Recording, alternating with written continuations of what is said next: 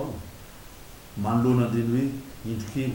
manoitohina ny soatoavina sy ny filaminantsika reny a nanao anatin'ny fo nanao nivon'ny fiarahamonina na ny fanatanterahana ny fifidianana dia miantso zahay hoe aleo a verina foana iainana foana zany fifanajana zany fifanajana ary koa ny fitandrona ny filaminana anjarantsika rehetrarehetra zany nizaniza eo a rehefa tsika rehetra no milamina dia tsisy tokony hoe atahorantsika hoe isy raha mandrika eto hoe isy an'izao eto a fa isa mono anaiky atao fitaovana ho amin'ny fanakorontanana fa rehefa manam-pana